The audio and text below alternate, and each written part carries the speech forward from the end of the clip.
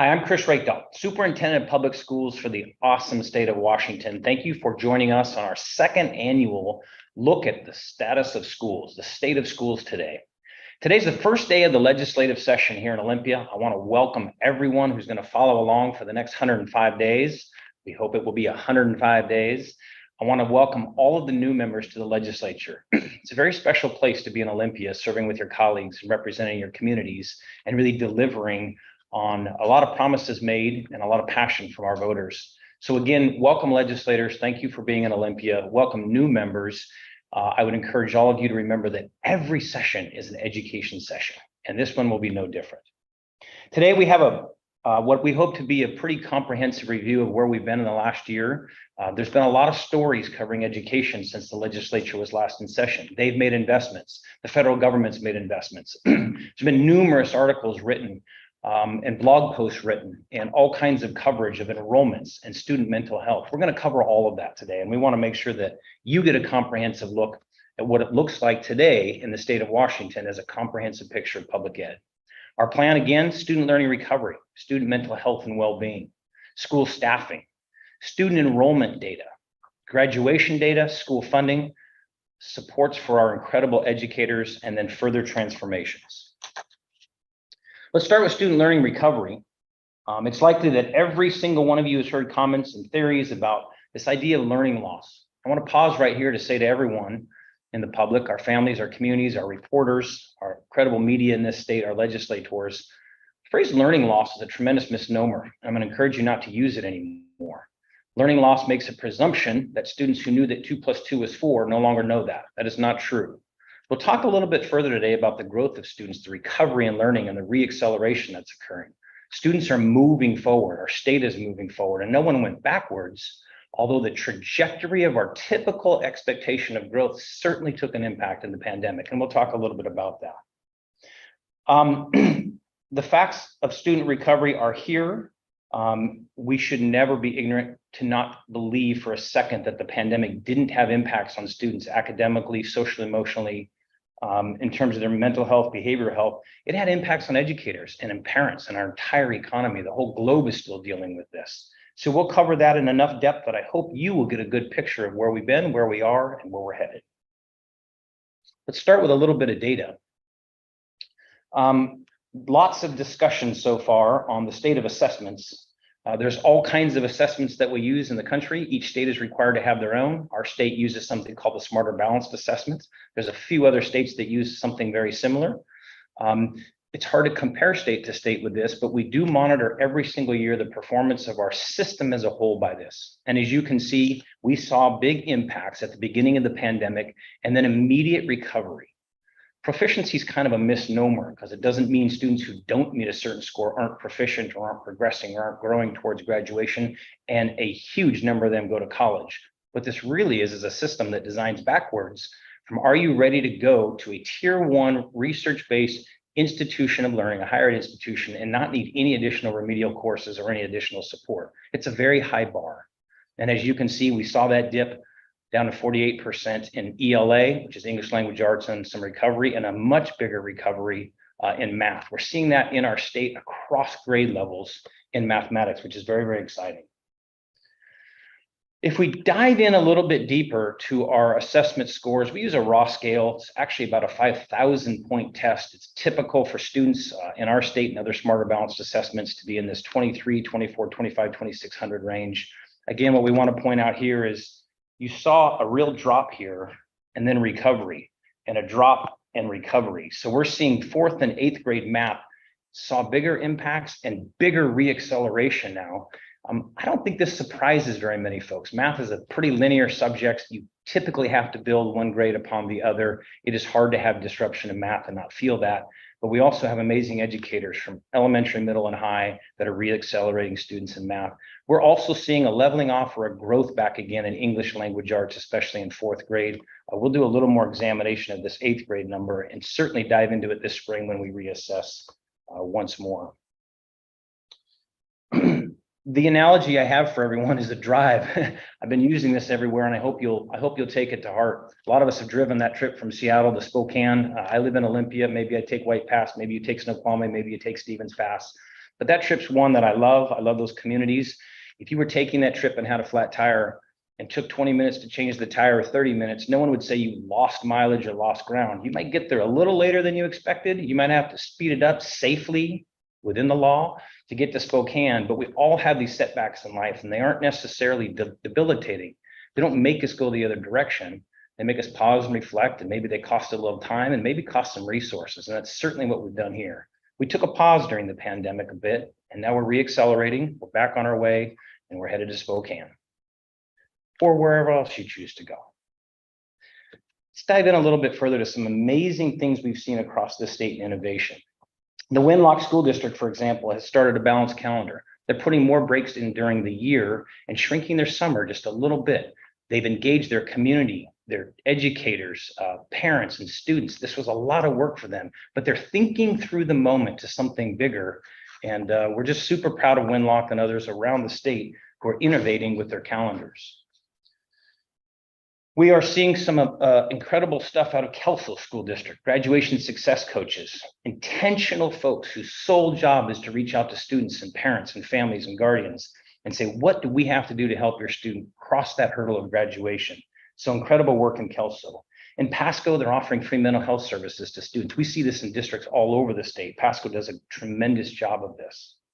In Bethel School District, they're offering telehealth. We have a lot of rural districts who also want their students to get access to medical supports, mental health supports, and other things. They don't have those professionals in the numbers they need in their community, so they're using innovative technology like telehealth. In Spokane, there's a group called Spark Central. They're a project-based learning experience focusing on robotics, coding, writing, painting, and so many other things. School district partnering with a community-based organization, developing innovative learning, hands-on learning, sometimes out of the school buildings. Great work in Spokane. Again, we see this in places all over. And a huge shout out to Yakima, who's designed with an innovative higher ed partner a way to keep students in their home high schools beginning in 9th grade, developing coursework so that they graduate from high school with an associate degree without ever leaving the high school campus, so they stay fully engaged in their high school experience. Great job, Yakima. These are just a few examples. They're everywhere in the state. They're examples of how we've invested one-time dollars and permanent dollars, how districts have thought through the pandemic to what the next phase of innovation will look like in school districts. We're excited about the work that we see, but we also know that to sustain this, we're going to have to make additional investments, which we'll cover a little bit here. We've had a lot of questions throughout this last 2 years about student mental health and well-being, and I'd say if there's anything I get with more misnomer and more ideology behind it as a leverage point to try to change schools one way or the other, it's this. And I will say, as I've said before, be extremely careful about the data you use to describe student mental health and student behavioral health. Our common narrative actually feeds in on itself and is itself an impact on students. So we work very hard to be careful about this, but also make some serious investments.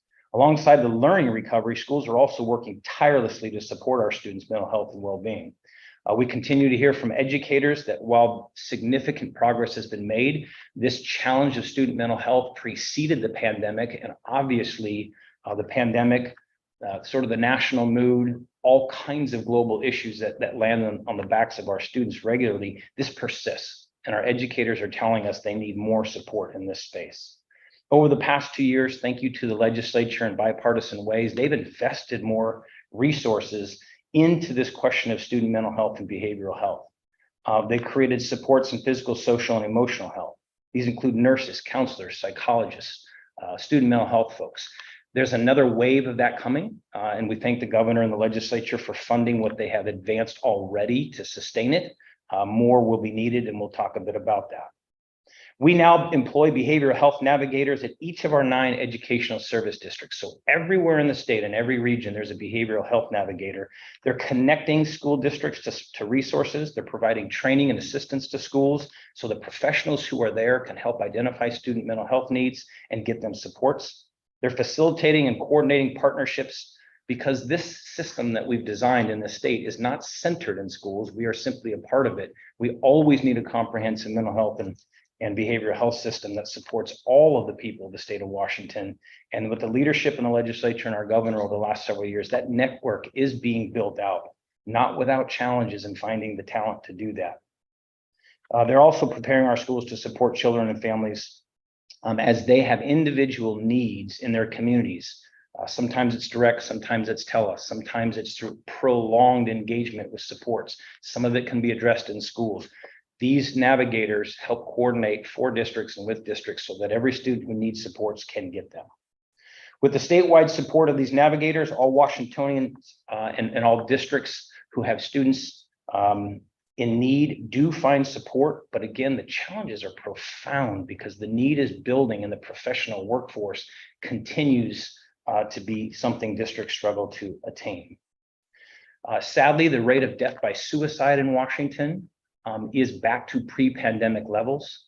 This is something we monitor very closely. This is one of those misnomers that I think has done tremendous harm. And I want to say it unequivocally. During the 2 peak years of the pandemic, suicide rates for students in school, primarily age 12 to 18, dropped. They dropped in those 2 years, and now they're recovering. Sadly, they're moving back to pre-pandemic levels, which is roughly 70 to 75 of our youth every single year. This is something we are acutely aware of and we are watching. For those of you who wanted to use that as a horrific statistic to claim during the pandemic more students were taking their lives, it simply wasn't true. If you have arguments against masking or against the systems that were designed, it's understandable. But please do not ever use our students as an object of your ideological expression. Get the facts, get the data, speak clearly from that data so that we can help students, help families move through crisis without adding more to their plate.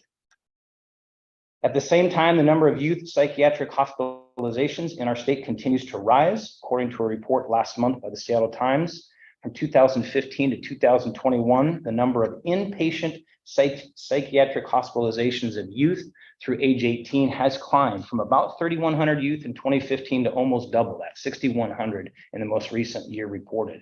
We have more students seeking help. I think on one hand, it's very powerful. It says that we're continuing to remove the stigma of mental health.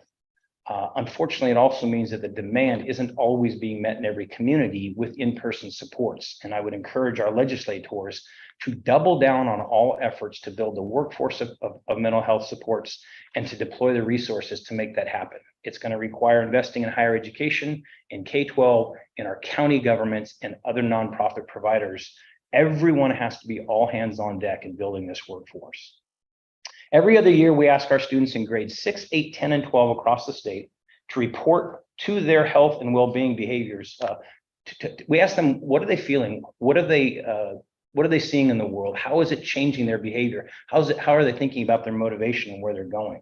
In the most recent survey done in the spring of 21, nearly 2/3 of middle school students and almost half of our high school students reported feeling sad or hopeless for at least 2 weeks in the past year. That's an increase from the 2018 administration. A lot is on the plates of our students. Fortunately, at the same time, 80% of our students say that they have a trusted adult that they can talk to about this. That's very, very good, but it isn't 100%, which means we have students who feel sad, who feel isolated and lonely and are seeking support or know they need support or are thinking about it and they don't feel that they have that adult to connect to. The Health Youth Survey is our state's only representative survey where students statewide can self-report their feelings, their behaviors, their motivations, what they're interested in, and how relevant they believe their education is to themselves. The Health Youth Survey is our best representative sample. We're going to administer it again in the fall of 23. Districts will get prepared for that this spring. I would encourage every school district to be a part of this. But by way of reminder, some folks have always had concerns about this. We do ask students to reflect their own thinking, their own identities, their own personalities. We want you to be very, very transparent with families about what's in it. It is an optional survey. It is completely anonymous and students can skip any questions that they want to.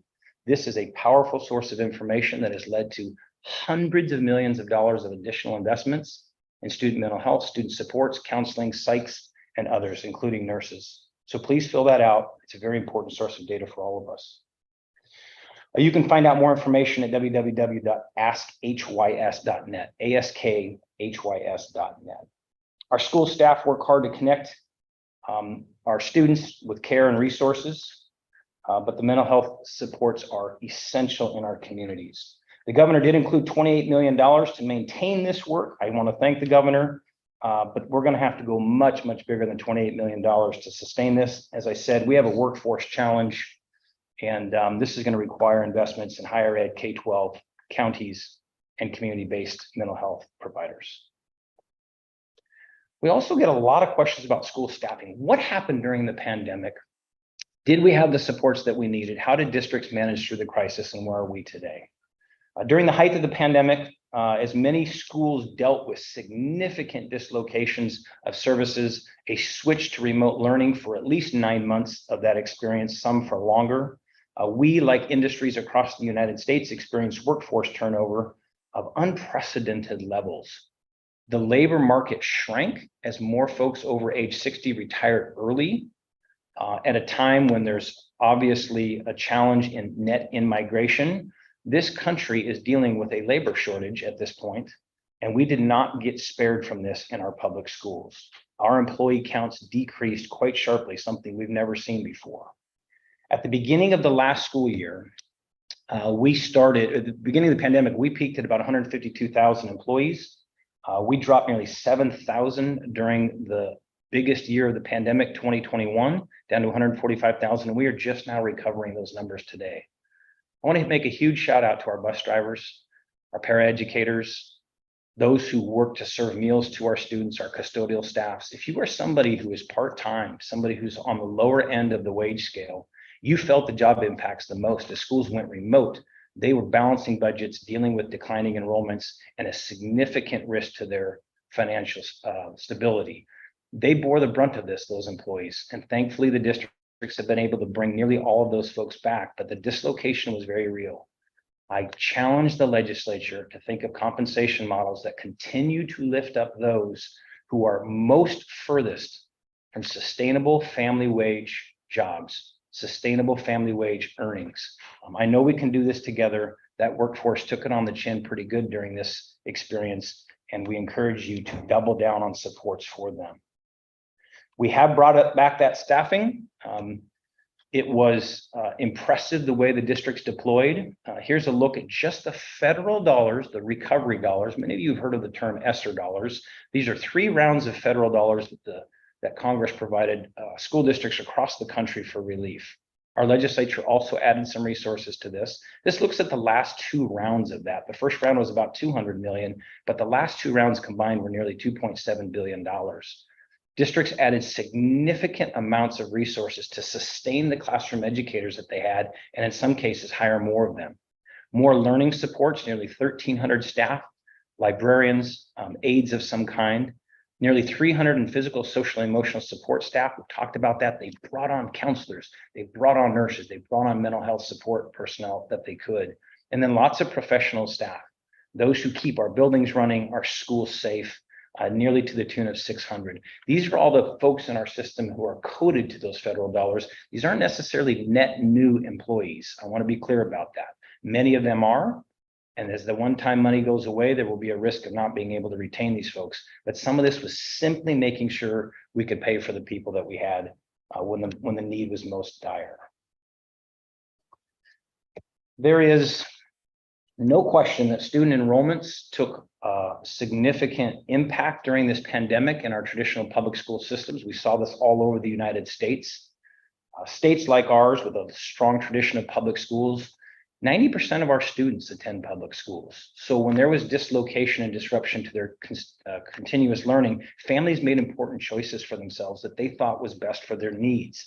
And again, I want to thank you parents for sticking with everyone in this process. You made the best choice for your families, public school, private schools, homeschool options, and others.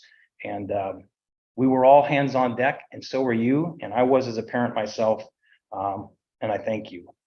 The impact of all of this change, however, was a 4% reduction in our enrollments in this state. That's not a small amount. That's $500 million a year in funding equivalent from our legislature. K-12 is funded based on student enrollments. When students are here, we are resourced. When students leave, our schools lose the resources. We have recovered, thankfully, about 3/10 or 4/10 of that. We are on the incline once again, but I want to be clear that I do not anticipate a rapid recovery in student enrollments for many reasons, and we'll talk about those just a little bit right here. I know this is a little tough to see because the scale goes all the way to 0. But what you have here is every grade level in public school for the last 4 years.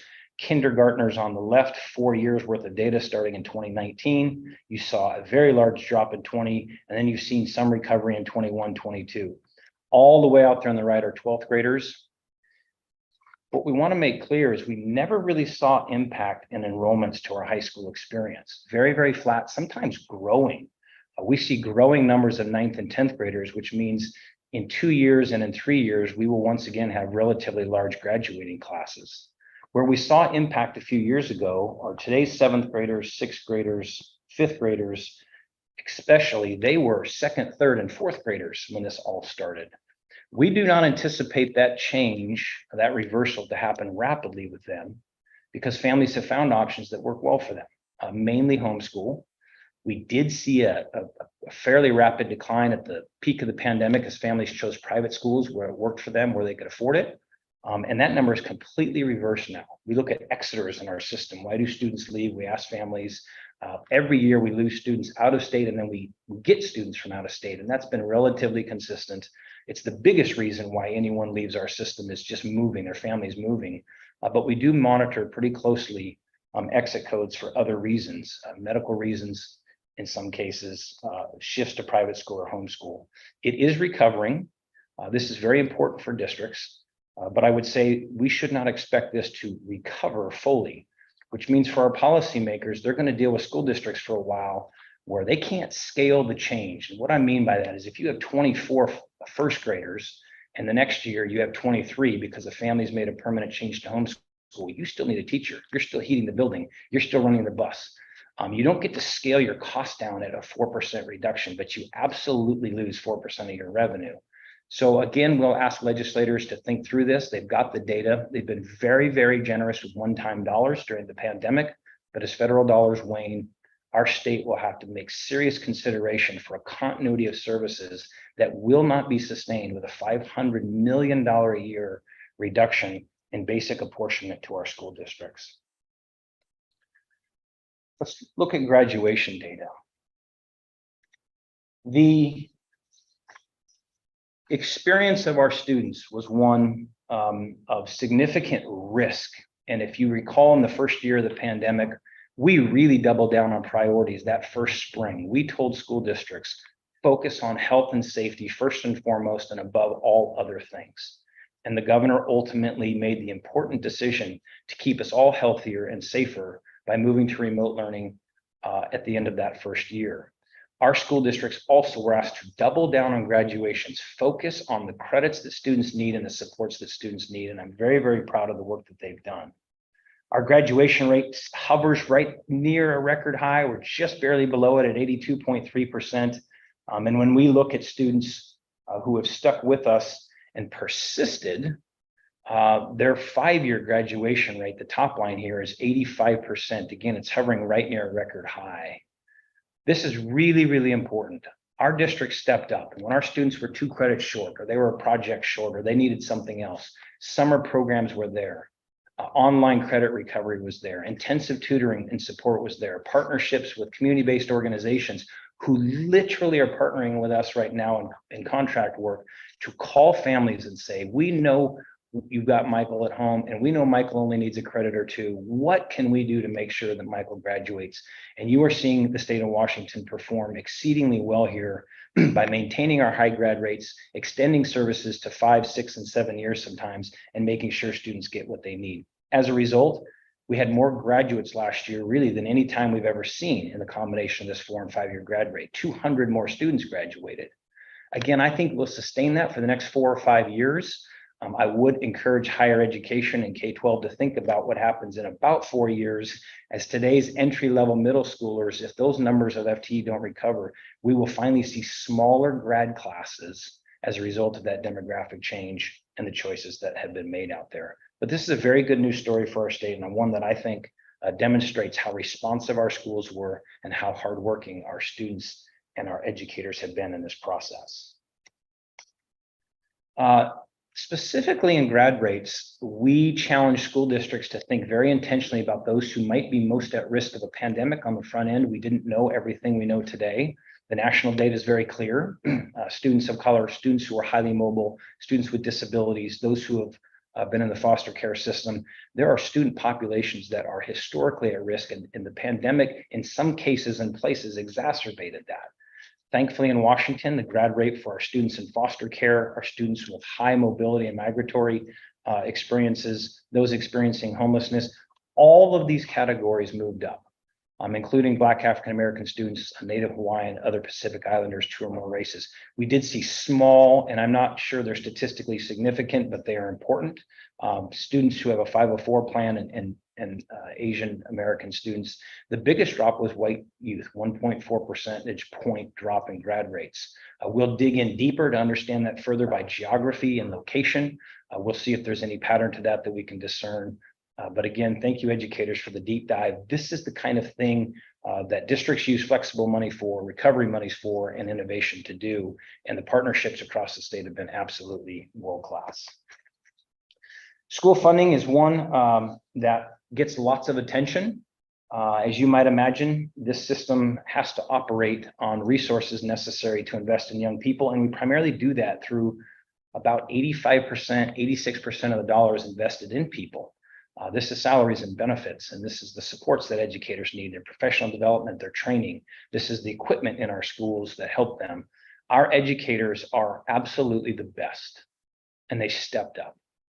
And we're going to have to ask our legislator once more to step up further. So let's look at funding here a little bit in deeper dive, and then some macro looks that I do. We asked our school districts to get creative, to follow the federal regulations closely. We are monitoring every single dollar exactly as this state is required to monitor by what we call major program. Is it teaching? Is it counseling and supports? Is it administrative costs? Is it transportation? Is it food?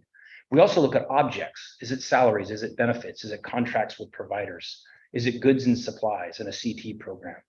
We do our job very, very well here, and we work hard with our state auditor to be accountable for every single dollar. These federal dollars came through at $2.9 billion over 3 years, over 3 different waves. Our districts have spent every penny of the first wave of funds. As you might imagine in the beginning, this was masks.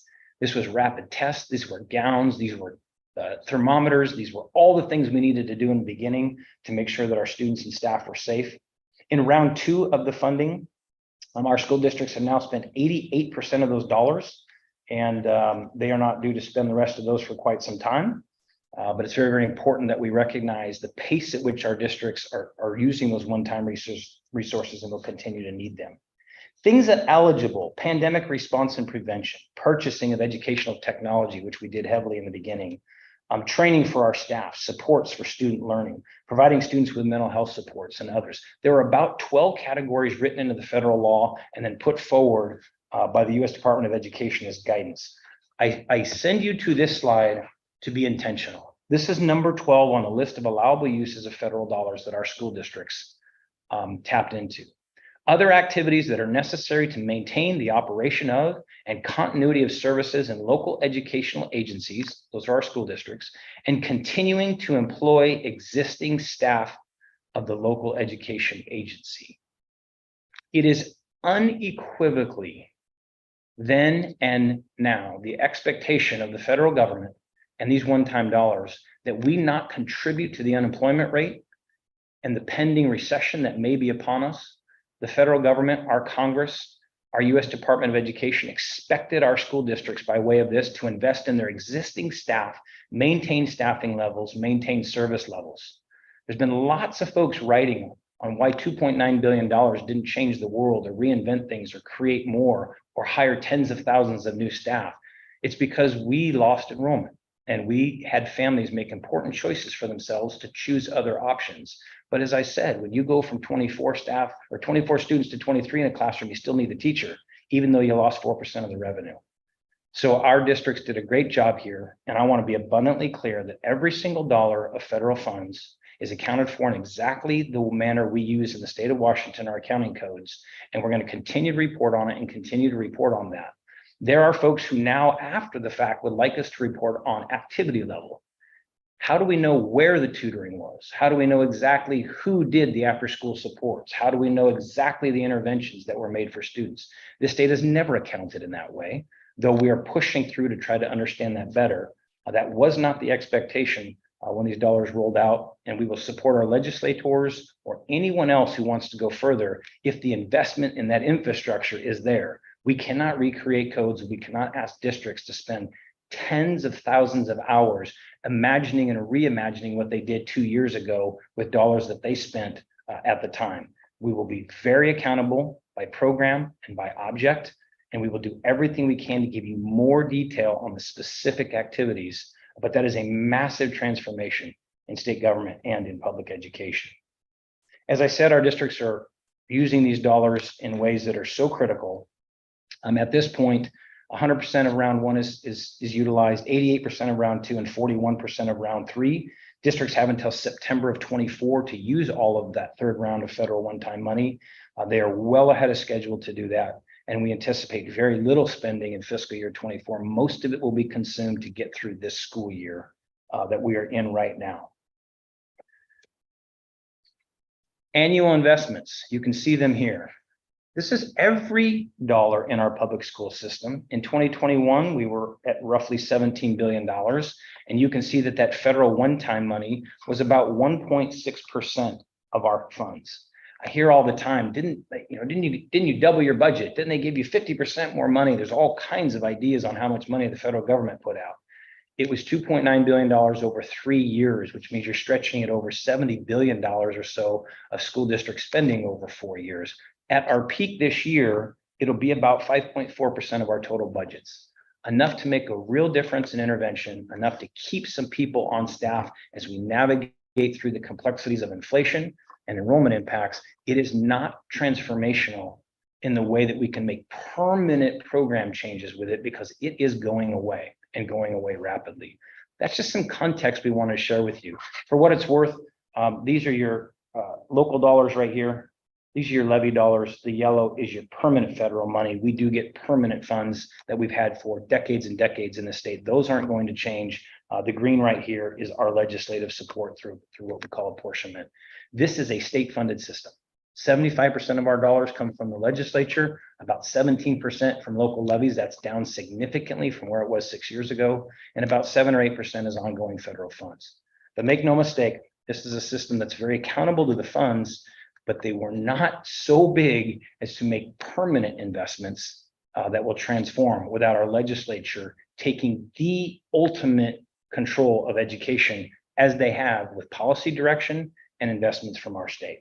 And they have done a great job in the past, and we will count on them going forward. I also look at an important piece of data. When I got this job in 2016 from the voters, and I've been grateful and blessed to do this work, every year my team looks at one piece of research that we attempted to find in the beginning that was an objective look at how much the state invests in its public school system. There are reports everywhere. There's spin everywhere. People take sub-slices of things. Everyone's got a different perspective. There's one group that we found does the best job. They're out of Rutgers, and they take an examination of all of the state economies in the United States, all 50 economies of the states, and they look at how much of that economy turns back into educational investment in public schools. We were making incredible progress right after the McCleary decision. As you recall, our court system told our legislature they were not amply funding our schools, and our legislature stepped up. It took a little while, but eventually they made very significant progress. And I have been blessed over the last 6 years or so as I came in to be a part of this change. We got very close to the national average. We are now at 3.11% of our state economy invested back in our schools. The national average is 3.6%. More importantly, the nation is investing more. We are now once again on the decline, as we saw right after the giant housing crisis of 2008, 9, and 10. This is unacceptable. 0.5% in the state of Washington is $3 billion a year in education investments. I know it is tough to be a legislator. I was one for 6 years. It's an impossible job sometimes. You are balancing everything. And our legislature, in a bipartisan way, and a governor who's been committed to this work, has made incredible investments through time. This is not the time to go backwards. with record risk to student mental health, just as we are recovering and as school districts find themselves in a pretty desperate position to maintain services as they lose marginal revenue. This is a big deal to me. I watch this closely. I want to be clear. There's nothing about this that's guaranteed in law. The legislature is not obligated to be at 3.6% like the national average. This is what I'm challenging the people of the state of Washington to expect. Your state should not invest less than the national average in your public schools, ever. In fact, states like ours ought to invest more, given our propensity to innovate and create in software and in aerospace and agriculture, other manufacturing sectors and others. This is not the time to go backwards. Washington has to grow. I delivered a $3 billion investment package to the legislature that pushed us through the moment, that got us to the kinds of innovations that would propel us to be successful going forward. I know the governor was committed to some of those, and I thank him for those investments. We're going to have to go well beyond that. Today, our state, as evidenced by this data and something else we look at, how much of our state general fund, or what they call near general fund, are we investing in schools? It peaked at 51% of our state budget right after McCleary. The next biennium, it fell to 48%. Understandable. The legislature had discretionary funds. They'd maintained their constitutional commitment and felt there were other priorities. It's at the verge of slipping to 44%. We are almost back to pre-McCleary levels of investment. The key to success is making sure that public K-12 shares in the prosperity of our state. After all, the entire workforce of this state, at least 90% of it, is a product of our public schools.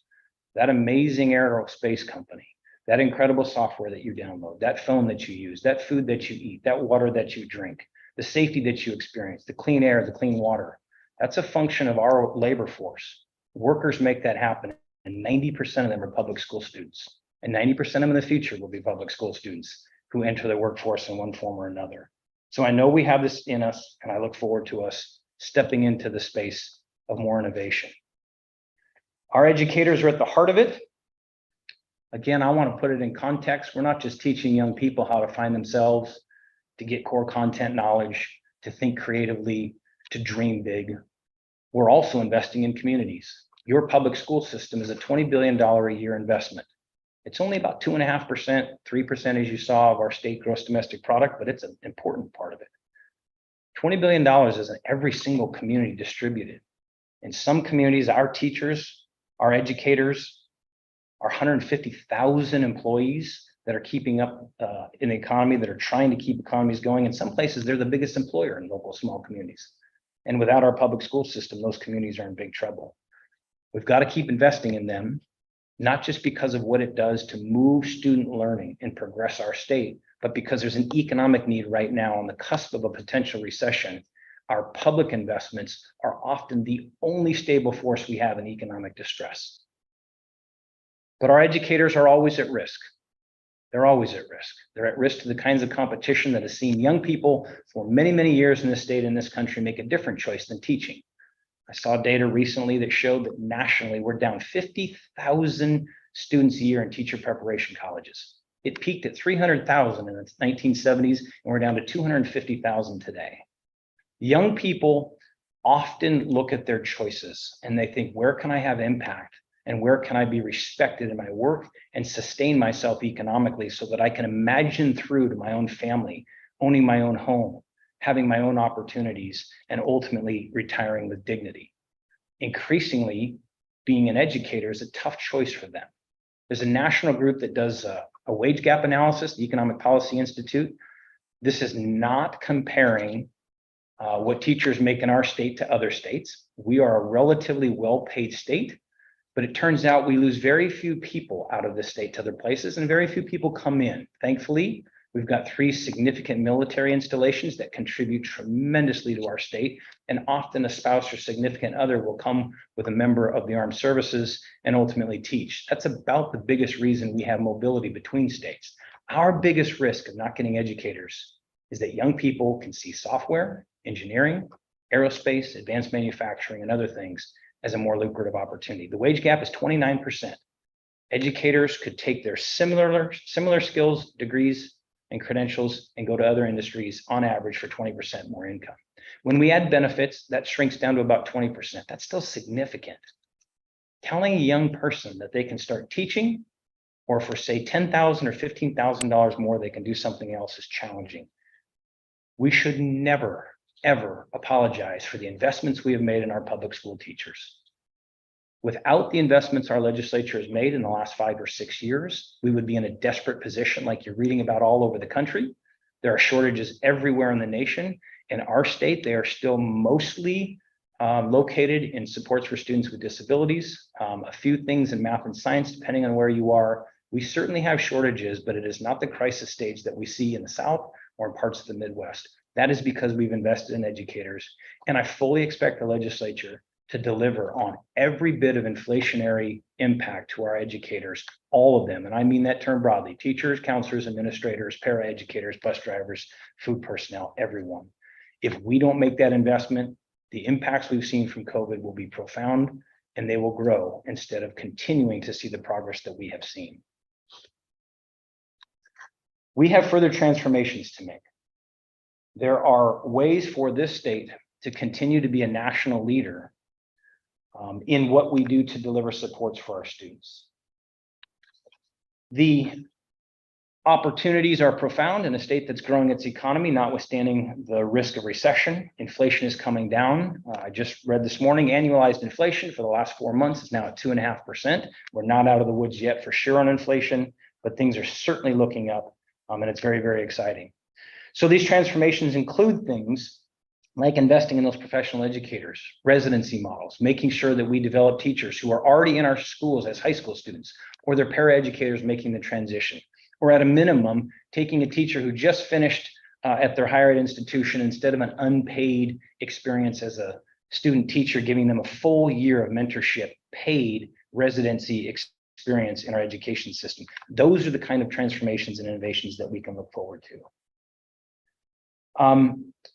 I also want to make clear that as the session kicks off, there's going to be a group of people, though small, they are very, very loud, that want to privatize the system.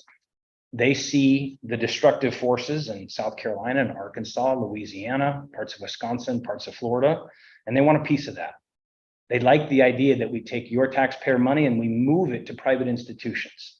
And while I understand behind it is a sincere motivation to support students for some of them, for others, it is merely the continuation of 20 or 30 years of hedge funds trying to figure out how to get more money and make more profit for their shareholders on the backs of public dollars and on the backs of public schools. The evidence is clear. These systems do not work. They resegregate schools. They mostly drive money to people who are already in private schools. They absolutely destroy small school districts when they lose budget to somebody else and can't sustain their ability to deliver basic services. We will not go there. We will not be a part of this. I will fight any voucher schemes in this state, whether they are called that or innovative names you're going to hear, like scholarships for students or mobility grants or anything else. They are all the same thing. They are subsidizing religious institutions, and they are subsidizing for-profit companies, and the educational outcomes in those states have been terrible. Washington State is not going to privatize the system, and I will fight like hell to ensure that at least this office represents public schools consistent with my constitutional title and the expectation of voters in this state. So I understand that if folks want to bring sincere policies of school choice, the buzzword they like to use, we want to talk about that within the accountable systems of local school boards elected by their people, public dollars that you have under your control by way of electing public officials. If we can find more innovation in that space, we are all in. Let me give you examples of them we already have. Alternative learning environments, ALE as we call it, remote, sometimes in person, sometimes hands-on, sometimes in the environment, sometimes in our schools. Career and technical education classes where students are getting industry credentials while they're in high school and beyond. We have online learning options, sometimes in the school, sometimes in regional networks, sometimes at schools you've never been to in other parts of our state that offer tremendously successful online learning. We have skill centers where our juniors and seniors can spend half their day getting very specific industry expertise and credentialing and make their path very, very clear to their next step in the workforce. We have advanced learning, dual credit options like advanced placement, College in the high school, where students get college credit while they're in their high school. Running Start, they leave their high school and they go to a local college campus. We've got other dual credit forms like that. We have dual language programs building exponentially in the state so that every young person who wants to be bilingual doesn't start that as a high school student taking 2 years of a world language, but instead, from the time they step into public school, they're learning to be bilingual.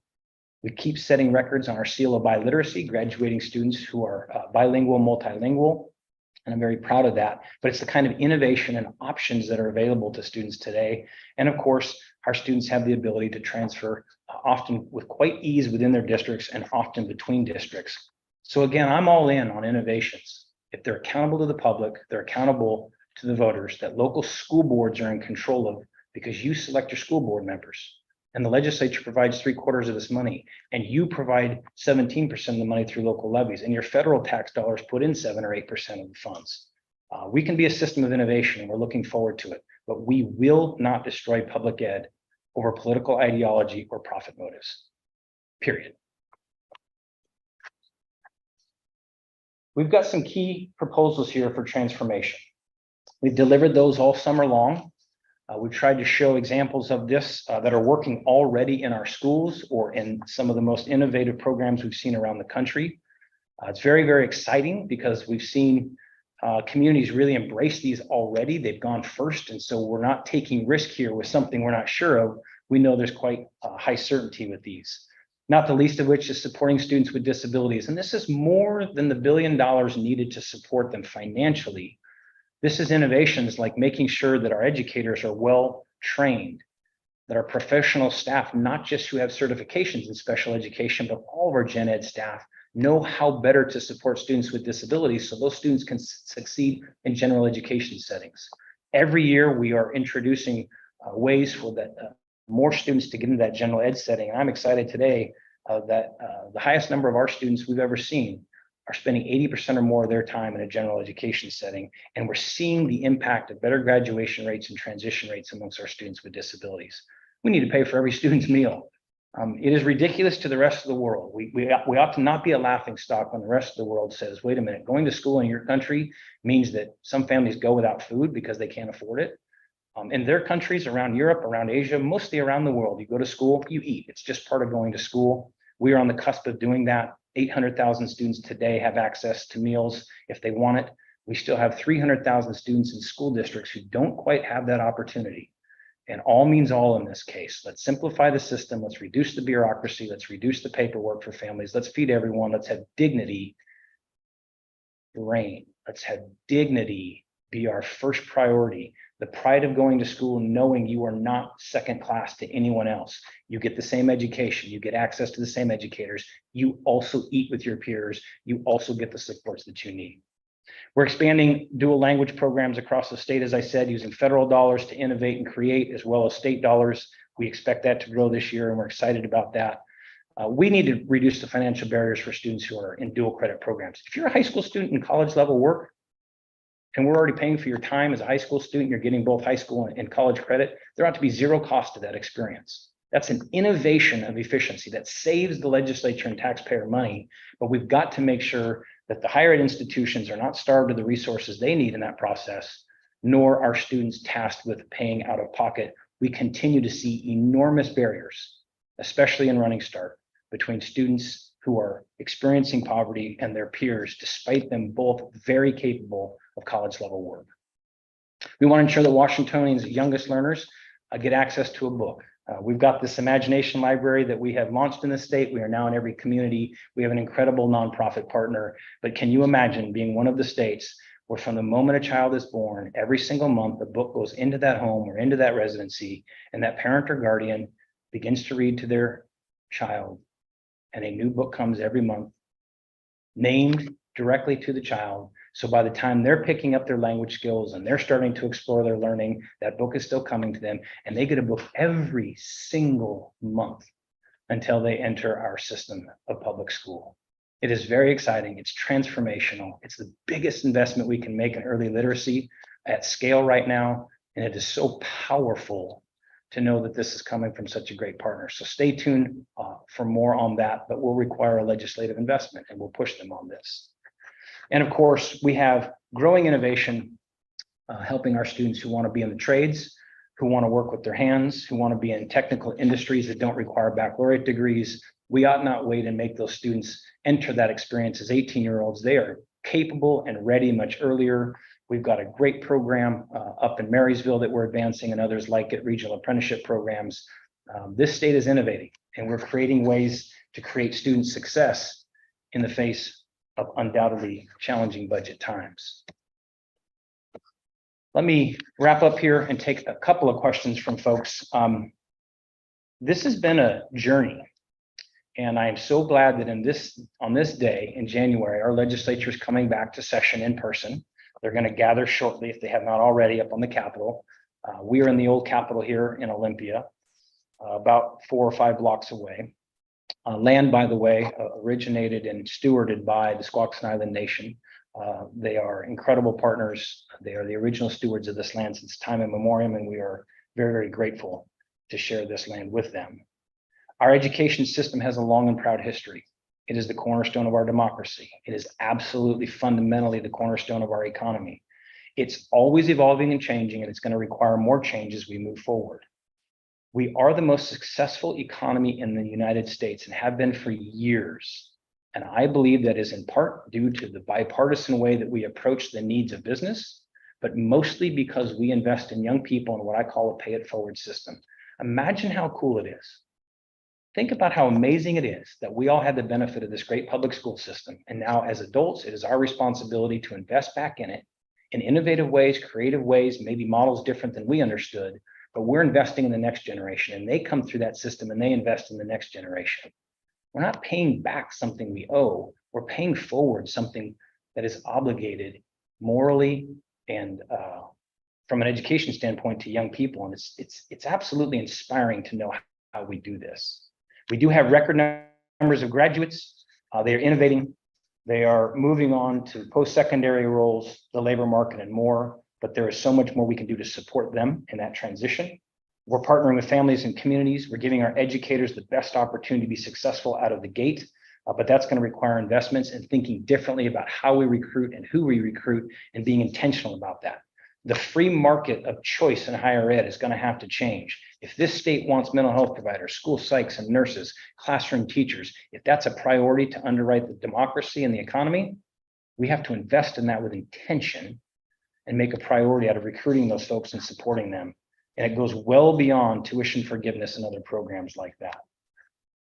The pandemic has been significant. No one would question that, but the recovery is well underway. The supports are there, but we enter what is perhaps the most delicate phase, which is when everyone thinks things are getting better, but unfortunately the financial systems don't underwrite our school districts. I said earlier, there are some districts more at risk than others, and I want to be clear about that. If you're a school district that didn't get a lot of federal aid, but you're seeing enrollment declines, unfortunately, this is going to be a rough year or two for you if we don't get additional assistance to you.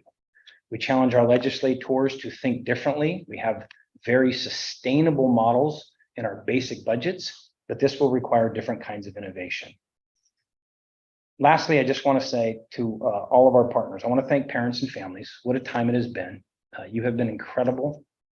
You have seen a transformation in your students. You have seen some tough times as I did, and you've seen some bright smiles and some hardship along the way. To our educators and our school staff, you are amazing.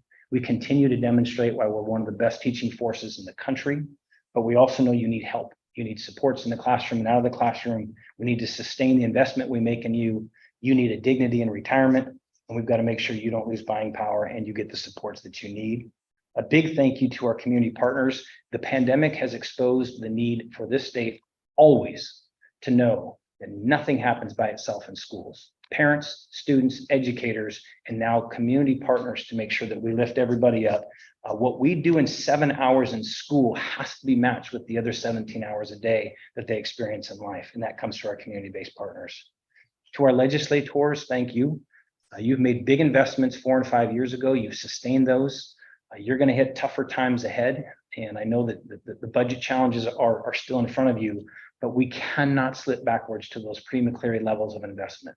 We cannot think of K-12 as just another budget item. It is the state's paramount duty. It is the most hopeful thing in the world to address all other issues. Through education, we solve for innovation. We create jobs. We solve for homelessness. We solve for housing crises. All of those investments that you are poised to make are essential, and I support them.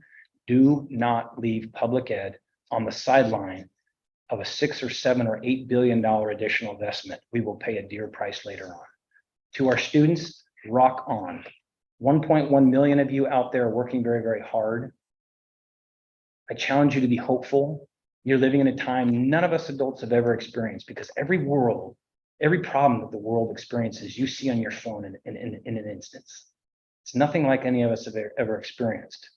We know we have to support you through that. We know we have to think differently about what school is because you see it differently. We know you have expectations to accelerate through school and not jump through hoops that are no longer necessary. We know that more of you want your college credits while you're in high school, and we know that the crushing debt burden that some of you experience by going to higher ed can be alleviated with a K-12 system that will bring you more higher ed while you're here.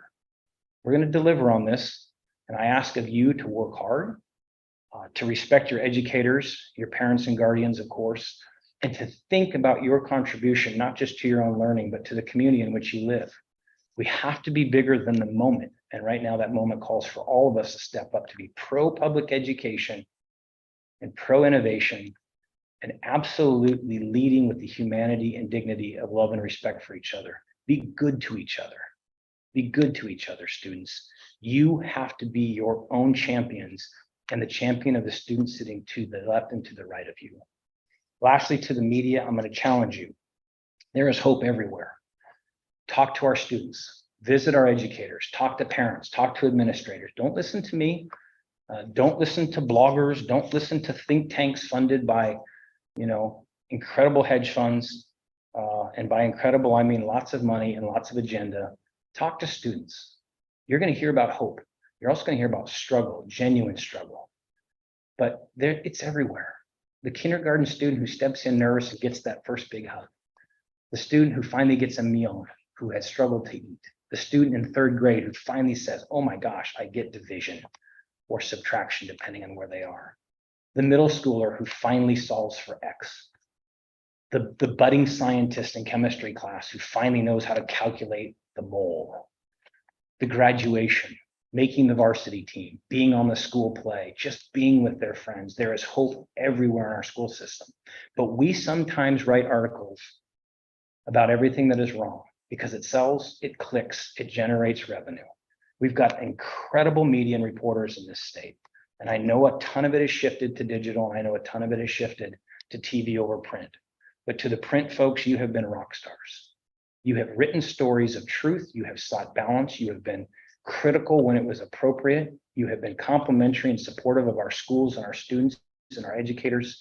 Please battle through it. To every single person out there, if you don't do it today, please subscribe to your local newspaper. It's maybe a daily, it's maybe a weekly, maybe it's something in monthly. It may not even come to you in a paper form anymore, but local journalism and genuine journalists who are educated to tell truth and seek truth through fact checking, that's our hope. That's what we can do to create the critical eye for improvement and accountability, and the hopeful eye that delivers this exciting thing that we do in public ed. There's a lot out there, a lot of folks with a lot to say. They're rarely experts. I respect the opinion of all of the folks, and we certainly get a lot of it here. But on this day, this first day of the legislative session, we have to tell an important story about the future of this state and of this country and of this world. And it's about young people. That's who deserves our attention, our critical eye, and our highest expectations.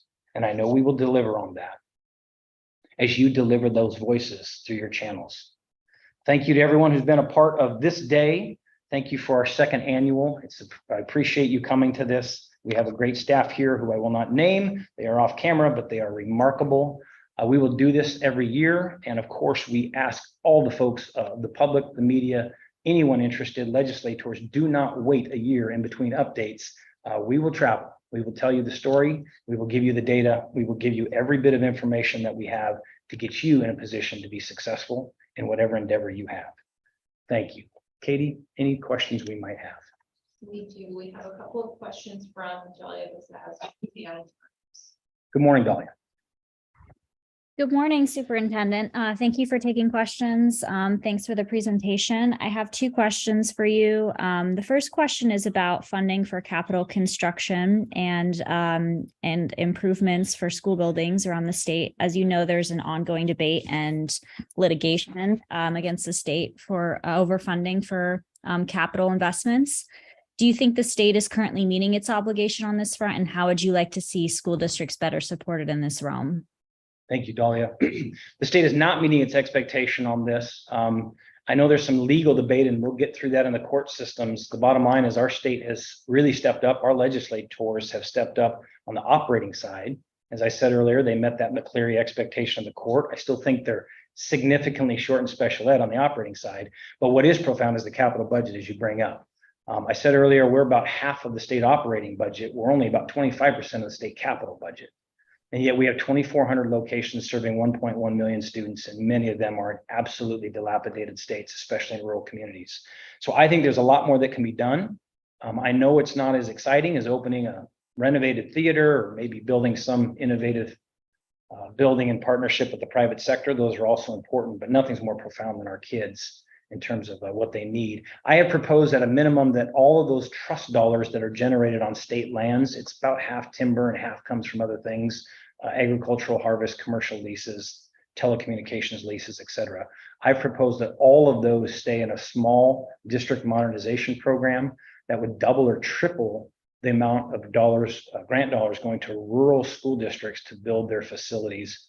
Fortunately, this is easily paid for because our districts have passed fewer bonds in the last 3 years. That's saving the state hundreds of millions of dollars. And I'd just like to see them reshuffle that a bit, keep trust dollars in rural communities, use those bond dollars that they have to fund our matching program, and step up overall, just overall in the level of investment. Let's have a goal to make K-12 50% of the capital budget. That's where it ought to be. Thank you. And my second question is, as you also know, there's going to be another effort to adjust the special education funding cap. Do you support the idea of a funding cap on special education? And how is this current funding cap affecting student services, if at all? Yeah, thank you, Dahlia. We have proposed out of this office the full and total removal of the special education funding cap. Lots of states have these. If it was so based in science, you got to wonder why every state has a different number. Ours happens to be a 13.5% cap. To all of the viewers here, that means our legislature funds special education supports, assuming that 13.5% of our students will need additional supports through an individualized education program. We have some districts a little under that. We have some districts well over that. We know statewide it's slightly higher than that. And I think it is wrong. We have proposed ways to do this that are still very accountable. We, of course, want to make sure that students are getting their supports and we're not over-identifying students because that's a genuine risk. So we think we've offered some pretty important ways to do that using history as some example. There's no incentive to do this for districts. So if you're a school district at 14 or 15% need right now, you've eaten that out of your own local levies and out of your existing budget. So we think the cap should go away. Others will propose a new cap. It's sort of a better version of a same bad idea, a positive federal and state civil right to support students with disabilities knows no cap, only services and then accountability on the dollar. So we should get rid of the cap. And I think the legislature can do that and still be exceedingly accountable to ensure that we don't over-identify students in this process. Next, we have a question from Frank Thompson with Q13 Fox. Good morning. Thank you, Superintendent. This is Frankie with Fox 13 News. We appreciate your time. A very important part of your presentation today was about mental health and the challenges our students are facing. As you may have heard, Seattle Public Schools filed a lawsuit against social media giants, including Snapchat, Instagram, TikTok, for worsening mental health. Can you share your comments on this matter? Yeah, that is an action taken by one of our school districts, happens to be our largest district, and they've thought pretty seriously about this. That is not an action of the state at this point, but I do think it's an important way to shed light on a very critical issue. So we'll let that lawsuit move forward. We'll dive into that to understand better the arguments that are made by plaintiffs in that case. What I can say unequivocally is our students are nothing like what we were in terms of an experience in the world. And no one can continue to tell us that social media has the power of educating, power of advancing knowledge, the ability to inquire, to connect with people. You can't just sell the positives of it without recognizing that some of the darkest things students see are on there. And that too has impact and influence. These devices move with them every day. The stresses and pressures of being a young person, especially through adolescence and both brain and physical development, social emotional development, we were insulated. We had a chance to go through hard times and bumps and bruises and puberty and bullying and other tough things in a world where that didn't follow us home. It wasn't there when we woke up in the morning. It wasn't in our face in text and in print and in social media and in messaging. There is something profoundly different about being a young person on planet Earth today. And if this lawsuit sheds light on that, and if the industry asks itself hard questions on how to double down on protection of young people, I think that's good. I will also say, I think there's evidence that the industry's done a lot to try to help in this situation. Unfortunately, others hide behind some American ideology, and unfortunately, it's damaging our young people. It is not okay to say whatever you want, wherever you want.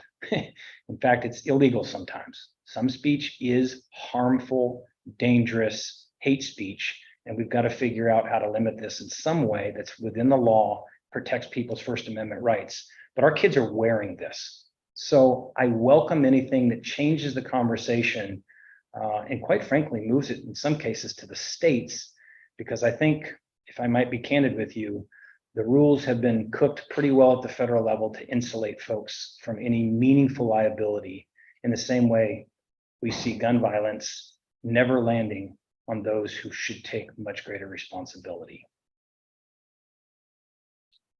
We don't have any further questions. Thank you, everyone, for being a part of this. We will see you next year with a comprehensive overview. But in the meantime, please reach out if you have questions. Again, parents, families, community members, educators, this place works because of you, and I mean Washington State. To our legislators and governor, thank you for the support you provided in the past. It's time to double down on that. We have a moment here to innovate through this crisis, to lead the country in some of those innovations, because the signal we want to send to our students is nothing is more important to us than their success academically, socially, emotionally, and what they will do to create and innovate and make a better Washington State. Thank you very, very much for being a part of this. Take care.